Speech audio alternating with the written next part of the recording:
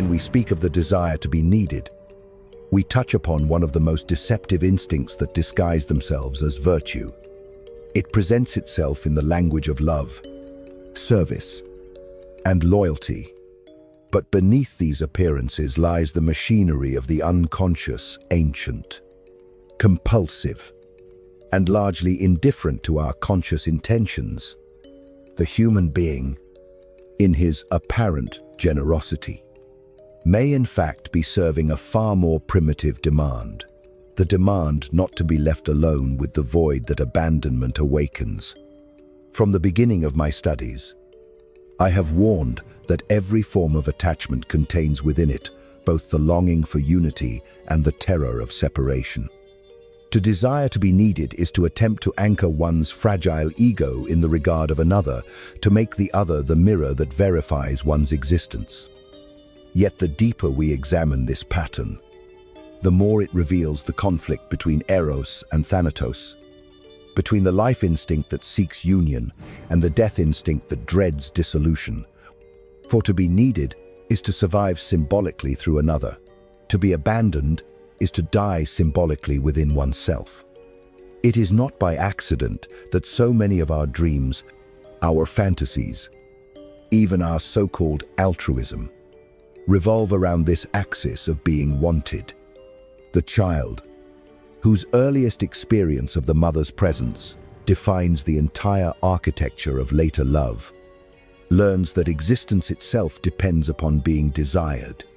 The infant's cry is not merely biological, it is the first assertion of meaning. The demand that the world respond, that someone answer. When the mother's gaze returns, the ego is confirmed. When it turns away, the abyss opens. Thus begins the fundamental trauma that repeats itself throughout adulthood, the oscillation between the ecstasy of recognition and the despair of neglect. You see, my friends, the neurotic adult is often no more than the frightened child extended into time. The wish to be needed by a lover, by society, by one's patients or disciples is the adult's sublimated strategy for avoiding the primitive terror of maternal withdrawal.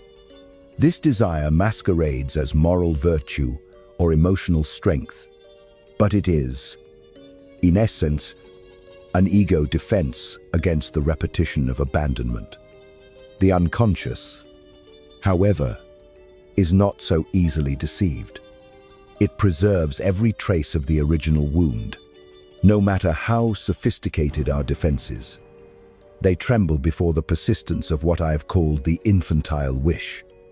You may believe you have mastered your dependencies through intellectual control or professional accomplishment, but in the silent theater of dreams, the same old drama replays itself. You are again the helpless infant, waiting for a presence that may not return. The repression of this dependency does not destroy it. It merely forces it underground, where it exerts its influence in distorted form. The person who devotes himself tirelessly to others, who cannot rest until he feels indispensable, is often ruled by the very fear he denies. His compulsive care is the symptom of a deeper anxiety. If I am not needed, I shall be forgotten. If I am forgotten, I cease to exist. I have observed this phenomenon countless times in analysis. A patient, apparently generous and selfless, devotes all her energy to the service of others. Yet when these others no longer require her assistance, she falls into despair, even rage. The mask of devotion slips, revealing the desperate demand for reciprocity beneath. Here, the superego has allied itself with the unconscious drive, transforming the infant's plea into an ethical commandment. You must be useful. You must be good. You must give yourself.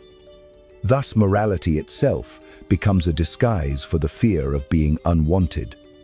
What we call love is often a negotiation between these forces, the instinct to merge and the terror of loss.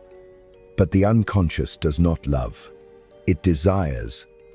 It does not seek companionship, but restoration of a lost wholeness that no adult relationship can provide. The beloved becomes the vessel of the old illusion, that someone outside oneself can silence the anxiety that originates within. Let us not idealize this need to be needed. It is not love, it is libidinal economy. The libido, having been frustrated in its original object, the mother seeks new objects through which it might maintain its circulation. To be needed is to find once more a conduit for the libidinal current.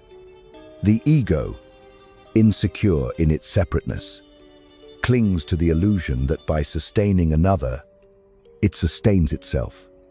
This is the logic of dependency disguised as generosity. Yet, paradoxically, it is this same dependency that civilization exploits. Society praises those who dedicate themselves to others, who sacrifice their individuality in the service of family, institution, or nation. But beneath these ideals lies the same mechanism of repression, the denial of one's own unmet needs through over-identification with external obligations. Civilization thrives on sublimation. It converts private anxieties into socially useful virtues. But in doing so, it perpetuates the inner conflict between instinct and duty, between the cry of the id and the command of the superego. I tell you, the fear of abandonment is not extinguished by maturity. It is merely transformed into culturally acceptable neuroses. The adult no longer fears the mother's departure, but fears professional failure, social exclusion, or romantic rejection.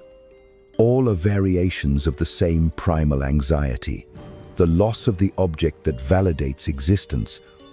The neurosis thus becomes a monument to the unconscious, an enduring structure built from the materials of early trauma. In dreams, this fear returns in symbolic disguise. One dreams of being lost in a city, of calling out and receiving no answer, of a door that closes just as one reaches it. The dream, like a faithful messenger of the unconscious, speaks in metaphors what the waking mind cannot bear to name. It says, "You have not yet resolved your dependence upon the other. Your ego still trembles before the void." But repression is cunning. The ego does not easily admit such vulnerability. Instead, it constructs elaborate rationalizations. I simply enjoy helping others. Or, I find meaning in being of service. Yet, as every analyst learns, behind every justification lies an unconscious confession. To desire to be needed is to fear the autonomy of others, for their independence threatens the fragile scaffolding of one's self-worth. There is, moreover, a cruel irony in this dynamic. The more one seeks to be needed, the more one ensures dependence. And dependence inevitably breeds resentment. Thus, the person who wishes to secure love through indispensability often creates the very conditions for rejection.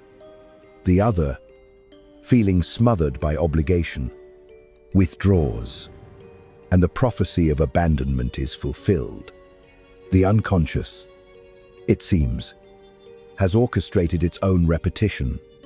What, then, is the task of analysis? It is to unmask this compulsion to repeat, to expose the hidden wish that underlies the neurotic's apparent benevolence. We must guide the patient to recognize that his longing to be indispensable is not an act of love, but a defense against the terror of insignificance. The analyst becomes, for a time, the new object upon which this drama is enacted, the transference. The patient demands reassurance, gratitude, and dependence from the analyst, as once from the parent. But the analyst must resist the seduction of fulfilling this demand. He must interpret it, illuminate it, return it to the realm of consciousness. Only when the patient perceives the infantile origin of his need can he begin to detach the libido from its compulsive attachment. This is not an easy process, for the ego clings to its illusions as a drowning man to a piece of driftwood. To relinquish the fantasy of being needed is to confront the possibility that one's existence has no guaranteed meaning. Yet, paradoxically, only through this acceptance does freedom emerge. For freedom, in the psychoanalytic sense, is not the absence of need, but the capacity to recognize need without being enslaved by it. To know that the desire to be needed conceals a fear of abandonment is to pierce the veil of the unconscious, to see, if only for a moment, the machinery of the psyche at work. But the insight must not remain intellectual. It must be experienced effectively, in the trembling recognition that what we call love may have been fear all along. As I have said elsewhere, the unconscious is timeless.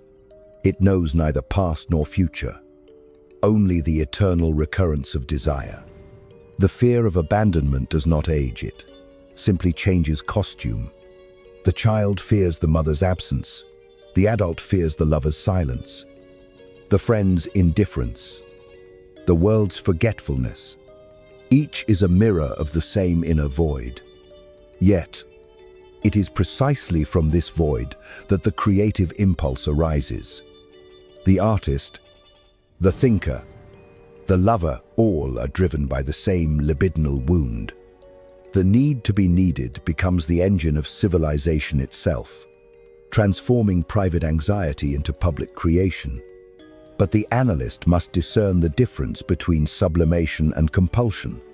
The former liberates the libido through creativity. The latter imprisons it through repetition. Thus, we return to the paradox of the human condition. Our highest virtues and our deepest neuroses share the same root. The saint and the neurotic drink from the same psychological spring. They differ only in the direction their drives have taken. To be needed may appear noble, but when examined under the light of analysis, it reveals the shadow of dependency lurking behind it. Perhaps, then, the true courage lies not in being needed, but in enduring the possibility of being unnecessary. For in that moment when one ceases to derive existence from the gaze of the other, the ego encounters the raw silence of being. It is a terrifying silence, but it is also the birthplace of autonomy. The unconscious, like an ancient alchemist, does not destroy what it cannot accept. It transforms it. The fear of abandonment, once too unbearable to confront directly, becomes transmuted into the desire to be desired. The ego, unable to tolerate its helpless dependence, disguises it through eroticization. What was once terror becomes pleasure, and the wound becomes a source of arousal. Thus, the libido, denied expression in its original form, reappears, cloaked in the garments of passion. Consider the mechanism of repression. It does not erase memory, but severs it from consciousness, forcing it to find indirect routes of expression. The child's plea, "Do not leave me," cannot be uttered by the adult without humiliation.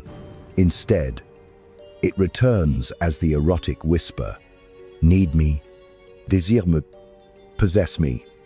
The difference is linguistic, not psychological. Both are cries against the abyss of abandonment.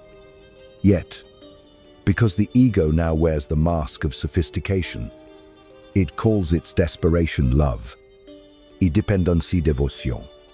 I once treated a man whose every relationship ended in despair. He could not rest until his lovers adored him, depended upon him, confessed they could not live without him. Yet, once they did, he grew cold, resentful, and distant. The very dependence he provoked disgusted him. What was this contradiction but the unconscious staging of a forgotten drama? Beneath his behavior lay two opposing drives: the longing to be needed, and the revulsion at being consumed. The same mother who once nurtured him had also smothered him.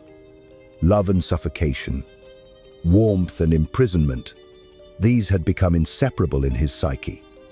His adult passion was merely the repetition of this ambivalent scene. Here lies the tragedy of erotic attachment. It is not a meeting of two free beings, but the reenactment of two unconscious histories. The lover's embrace is a dream, not a dialogue, a fusion of projections, each mistaking the other for the lost object of infancy. One seeks salvation in being desired, the other in being admired. And when the illusion inevitably collapses, both experience the old terror reborn. I am no longer needed, therefore I do not exist. Nay, we must not underestimate the cunning of the unconscious in preserving its conflicts. It creates what I have called compromise formations, symptoms, fantasies, or dreams that simultaneously express and conceal forbidden wishes. The desire to be needed is such a compromise. It allows the libido to approach its forbidden object, the wish for unconditional care under the socially acceptable guise of generosity. Yet, beneath this moral camouflage, the id remains active, whispering its archaic command, "Love me, or I shall die." Ling, the dream life of such individuals often betrays this secret. A patient dreams of wandering through an empty house, calling out for someone who never answers. Another dreams of feeding an infant who refuses to eat. A third dreams of arriving too late to save a drowning friend. Each image, though clothed in different narrative fabric, points toward the same unconscious content, the unbearable guilt of dependency, the fear of being too late to secure love. The dream condenses the anxiety of abandonment with the erotic wish to rescue, to feed, to be indispensable. It is both confession and disguise.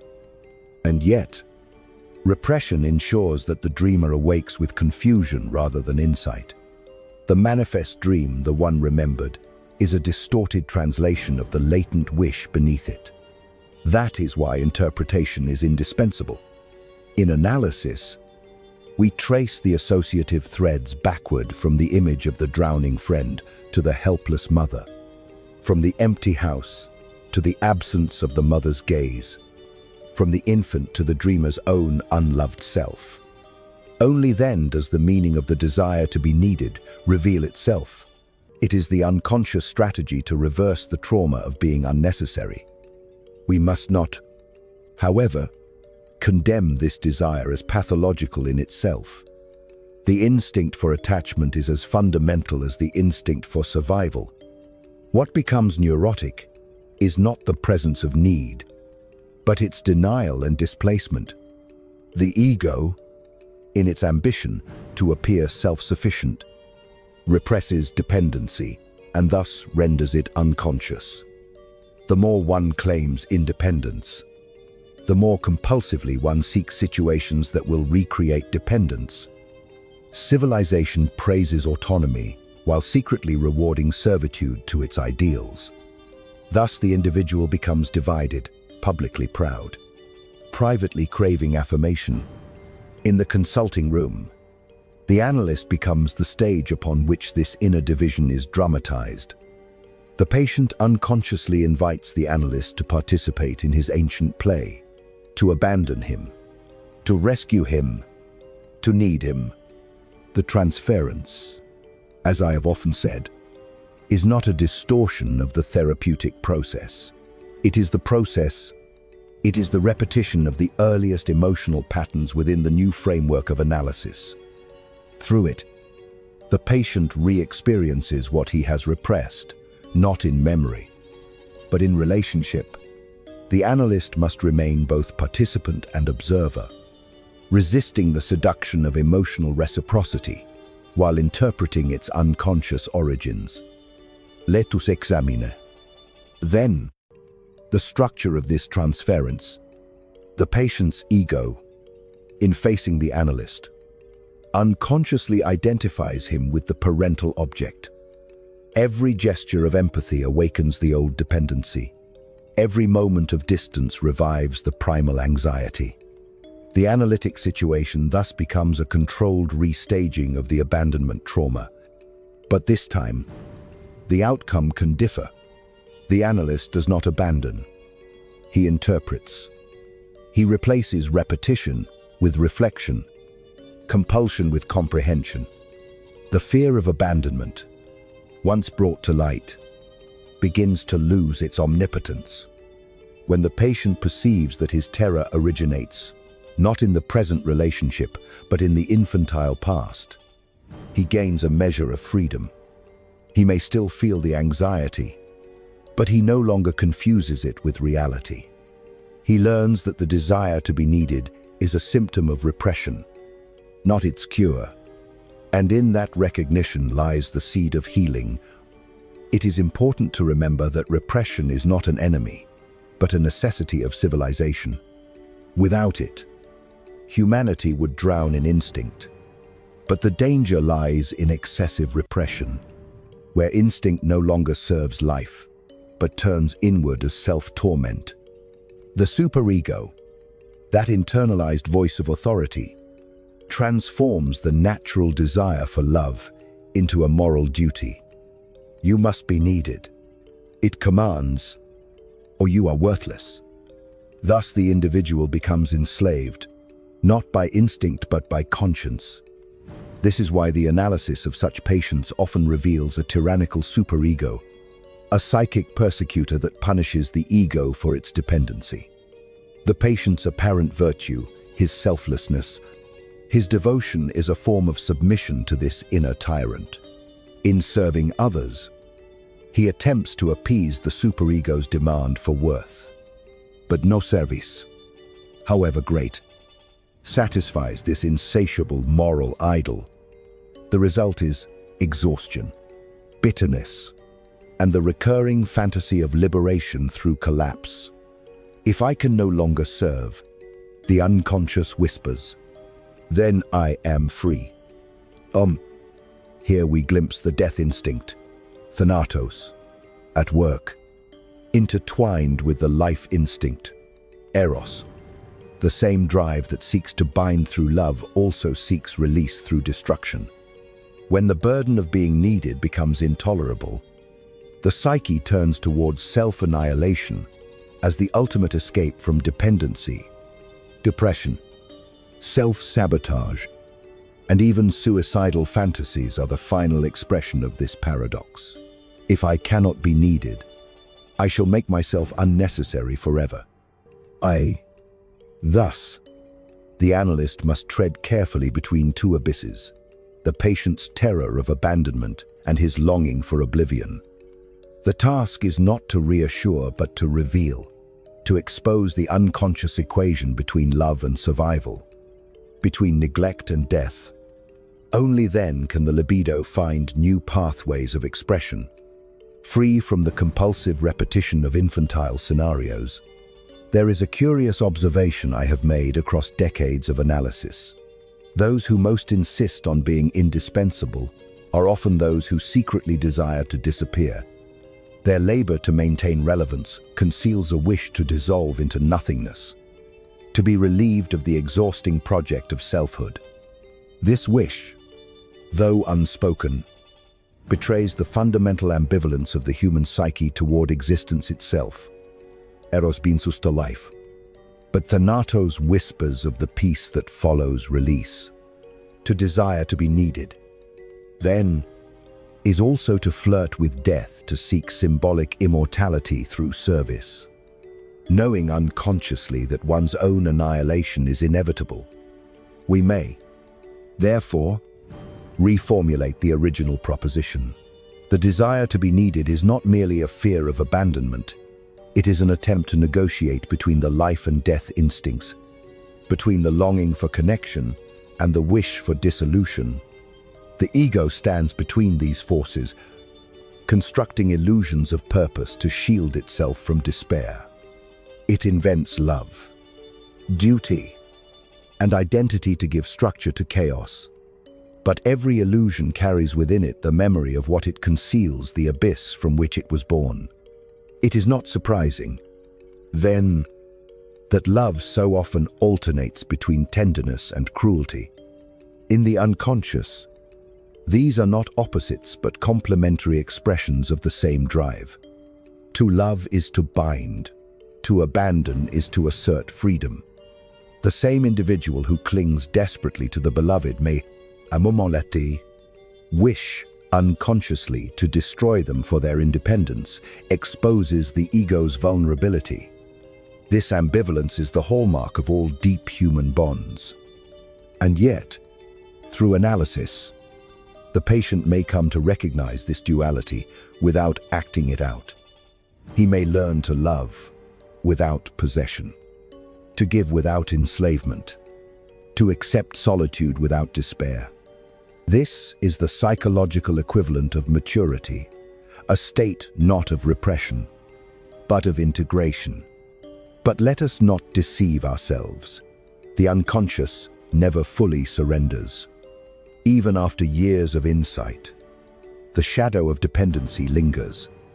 The fear of abandonment, though diminished, remains woven into the fabric of being. For the psyche, like the body, retains its scars. One does not erase history. One learns to live with it consciously. Language, that proud instrument of human reason, is itself a symptom of repression. It is through speech that the unconscious betrays its presence. For every word, spoken, carries with it the echo of what cannot be said. When we utter, "I want to be needed," we imagine we are expressing a conscious intention, yet the unconscious, ever ironic, transforms this declaration into its opposite. It whispers beneath our words, "I am terrified of being forgotten." The very syntax of desire is inverted by repression. The more one insists upon one's usefulness, the more one confesses one's fear of abandonment. This is why, in the analytic setting, I pay attention not to what is said, but to what hesitates before being said, the slips, the pauses, the contradictions. In these fractures of language, the unconscious reveals its grammar.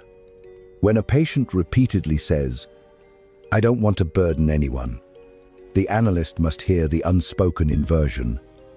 "I want to be someone's burden, for only then am I assured of mattering." The unconscious expresses itself not through clarity, but through displacement and condensation, the same mechanisms that govern dreams. Dreams, indeed, are the royal road to understanding this hidden fear. For in dreams, the censorship of the ego is relaxed, and repressed material finds symbolic form. A man dreams of missing a train he runs.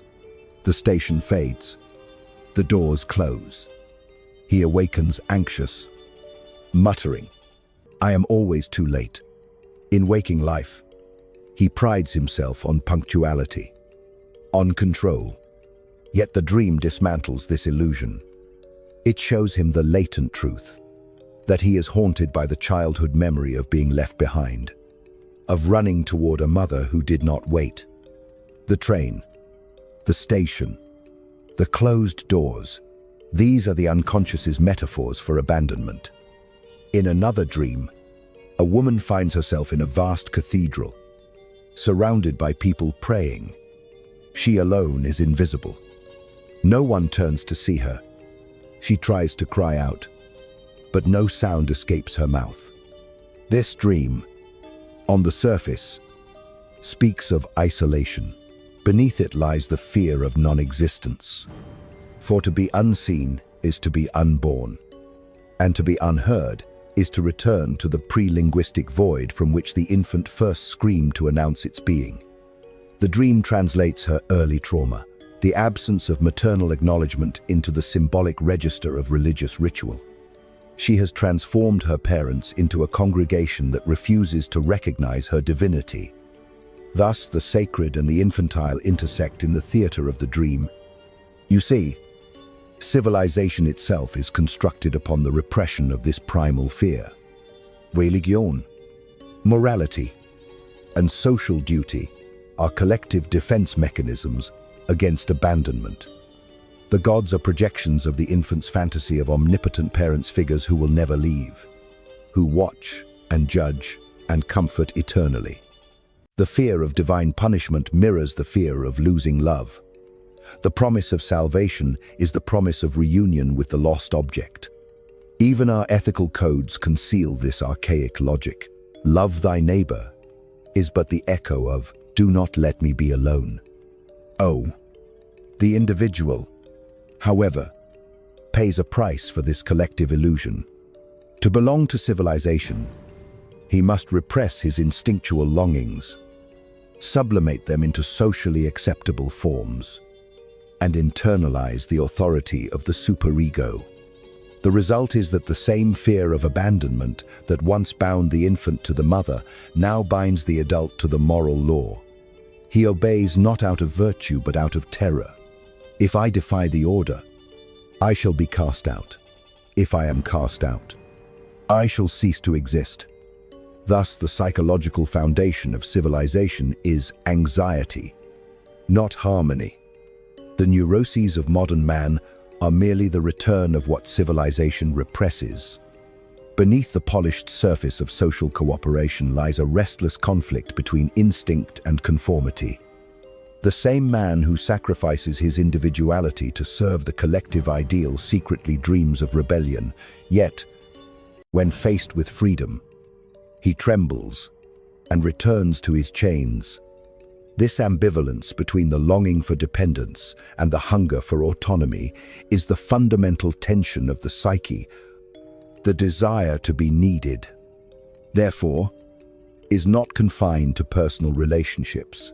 It is the cornerstone of social identity. Every profession, every institution, offers the illusion of indispensability. The teacher, the doctor, the priest all derive meaning from the dependency of others. But when the structure of society shifts, when machines or ideologies render their service obsolete, the individual experiences not mere unemployment, but existential collapse. The unconscious interprets redundancy as abandonment. It is not the loss of work that wounds the psyche, but the loss of being needed. In my observation, this is why so many retirements lead not to peace, but to despair. The subject, having identified his ego with function, faces the void of uselessness as one faces death. He discovers that his entire identity was a defense against the ancient fear of being forgotten. The same dynamic plays out in lovers who cannot bear the indifference of the other, in parents who smother their children under the weight of devotion, in artists who seek immortality through creation. All these are variations of the same unconscious formula. If I am not needed, I am nothing. Let us consider the role of repression in maintaining this illusion. The ego, unable to acknowledge its dependency, divides the psyche into compartments. It projects the disowned vulnerability onto others, onto the weak, the needy, the emotional. In doing so, it preserves its self-image of strength. Yet, as every analyst knows, what is projected outward eventually returns inward, magnified and distorted. The person who despises dependency most fiercely is often the one most enslaved by it. This is the irony of the unconscious. It ensures that what is denied is never escaped. Language again betrays this truth. We speak of losing ourselves in love, of belonging to another, of giving ourselves away. These metaphors are not poetic accidents but linguistic fossils of our psychic evolution. They reveal that the human concept of love is rooted in regression, the wish to return to the pre-separation state, the lost paradise of the mother's body. The desire to be needed is, in this sense, the desire to be reabsorbed, to dissolve the painful boundaries of individuation. But since this regression is forbidden by both biology and society, it reappears as fantasy and symptom. Even dreams of heroism and sacrifice conceal this wish for regression. The soldier who dies for his comrades, the mother who lives for her children, the martyr who suffers for his faith, all are elevated forms of the same unconscious wish, to be held forever within the approving gaze of the other, to escape the loneliness of the separate self through annihilation. Civilization sanctifies this wish by calling it duty or love. But the analyst must see through the veil. What the world praises as virtue is often the unconscious's compromise between eros and thanatos. Repression, however, is never perfect. The repressed returns in symptoms, in slips of the tongue, in the uncanny repetition of fate. A woman chooses, again and again, partners who abandon her, each time claiming surprise at the recurrence. But it is not fate that repeats, it is the unconscious compulsion to recreate the scene of trauma, hoping unconsciously for a different outcome. This is the repetition compulsion, the psyche's desperate attempt to master what it could not bear to experience consciously. The desire to be needed becomes the stage on which the same wound is rehearsed endlessly. What, then, does analysis offer? It does not abolish dependency, nor does it promise immunity from abandonment. Rather, it exposes the hidden architecture of these fears, transforming blind repetition into conscious understanding. Through interpretation, the patient learns to recognize the voice of the unconscious within his own speech, to see how his love, his guilt, his ambition all speak the language of the infant's cry. The analyst serves as the translator of this buried tongue. When a patient says, "I help others because it makes me happy," the analyst hears, "I must be needed, or I will vanish." When he says, "I cannot rest until my work is done," the analyst hears, "I fear the silence that follows completion."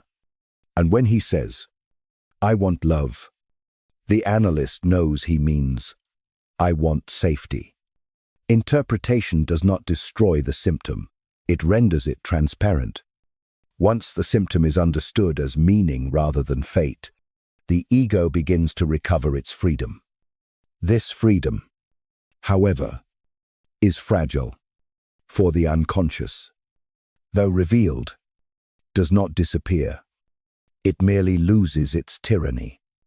The patient, having recognized that his desire to be needed masks his fear of abandonment, may still feel the same longing, but now he knows its origin. He sees that it is not the present that haunts him, but the past repeating itself in disguise. In that awareness lies the possibility of choice. Civilization itself, however, cannot be analyzed in this way. It remains a collective neurosis, bound to the same mechanisms of repression that govern the individual psyche. Society must believe in the necessity of each of its members, for otherwise the illusion of coherence collapses. Every nation, every religion, every ideology whispers to its followers, "You are needed." It is the grand consolation for mortality. Without it, the masses would confront the unbearable truth of insignificance. And yet, perhaps maturity, both psychological and cultural, consists precisely in enduring that truth without retreat. To stand before the void and not fill it with the noise of dependency. To love without demanding necessity. To exist without being needed. This is the true emancipation of the ego. But such freedom is rare, for it requires one to relinquish the very defenses that sustain identity. The ego trembles before its own dissolution. It clings to purpose as the child clings to the mother's hand. Still, the possibility remains. Through insight, One may learn to live with the silence of being rather than the applause of others. When one looks deeply into the architecture of the mind, one discovers that love and fear are not opposites, but twin currents of the same subterranean river. Every declaration of affection conceals an unspoken dread. Do not leave me. The human being loves not only to connect, but also to postpone the annihilation that solitude implies. Eros reaches outward, not simply to bind, but to resist the cold gravity of Thanatos, the return to the inorganic stillness that every cell remembers. The fear of abandonment is therefore not a trivial sentiment. It is the echo of life's first awareness of separation. When the infant first perceives the absence of the maternal presence, a metaphysical realization occurs. Life is fragile, and being is not guaranteed. The cry that follows is not only hunger, it is protest against mortality. From that moment, the human psyche builds its civilization of attachments, its religions, its art, its moral systems, all as monuments against that first experience of nothingness. Yet, paradoxically, the more one seeks to secure permanence through attachment, the more one strengthens the illusion of control that enslaves the ego. The unconscious, faithful to its dialectical nature, ensures that every attempt to master fear reproduces it. One clings to another to avoid loneliness, but in doing so, becomes terrified of losing them. The chain of love becomes the chain of anxiety. Thus, the desire to be needed, which once promised safety, becomes the very mechanism of psychic imprisonment. What, then, is love when stripped of its defenses? Is it possible to love without the unconscious bargain, without the hidden clause that says, "Promise me I will not be abandoned"? In truth, such love would require an ego that no longer fears its own dissolution. It would demand a consciousness capable of standing alone before the abyss, recognizing that all others are, like oneself, bound by the same mortal solitude. Love in its purest form is therefore not possession, but recognition, the meeting of two solitudes that do not seek to escape themselves through each other. But this is an ideal the psyche rarely achieves. The unconscious, shaped by the residues of childhood dependency, continues to equate love with fusion and absence with death. The patient who understands this intellectually has not yet overcome it. He must feel the anxiety without succumbing to it. The analytic process, at its most profound, recreates this confrontation. The patient comes to the analyst seeking reassurance, seeking to be needed. But the analyst, by refusing to play the parental role, gradually teaches the patient to tolerate uncertainty, to endure the silence that once signified abandonment. Out of that silence, something extraordinary is born. The capacity to exist without being sustained by the other. It is this moment that analysis ultimately prepares for the moment when the patient realizes that the voice of the analyst, once a surrogate for the mother's attention, has been internalized. What was external dependency becomes internal stability. The transference dissolves not through rejection, but through maturation. The patient leaves analysis not because he no longer needs the analyst, but because he has learned that needing can coexist with independence.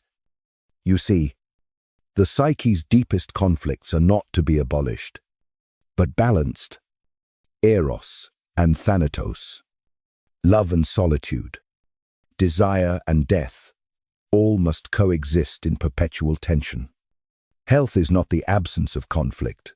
It is the conscious dialogue between opposing instincts. The neurotic suffers because he identifies with one pole while repressing the other. The dependent clings to love and represses death. The cynic embraces isolation and represses longing. The analyst's task is to restore the conversation between these silenced halves of the self. There are moments in analysis when a patient, after years of struggle, falls silent.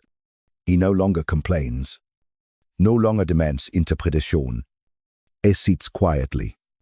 And in that silence one senses that the ancient cry, "Do not leave me," has transformed. It has not disappeared, but it has changed its meaning. It now says, "I can bear your absence." That is the first breath of psychological freedom. To be able to bear the absence of the other is to transcend the compulsion of being needed. It is to recognize that the self has its own continuity, independent of external mirrors. Yet this independence does not abolish love. It purifies it. For when one no longer seeks to be needed, one can finally love, without calculation, without fear, without the hidden demand for validation. Love becomes an act of generosity rather than a defense against death. Nevertheless, the unconscious never ceases to remind us of its dominion.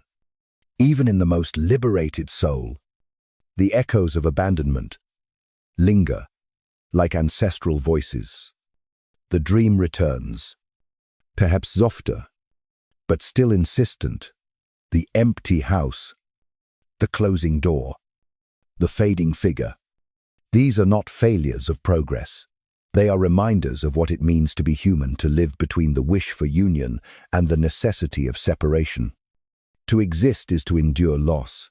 To love is to accept transience. I have often said that the goal of psychoanalysis is to make the unconscious conscious. But what does this truly mean? It is not a matter of eradicating the unconscious. Such an endeavor would be both impossible and undesirable. The unconscious is the source of creativity, of passion, of the very vitality that makes life bearable. To make it conscious means only to live in dialogue with it, to know that one's motives are never pure, that every act of love contains a trace of fear, that every renunciation conceals a hidden wish.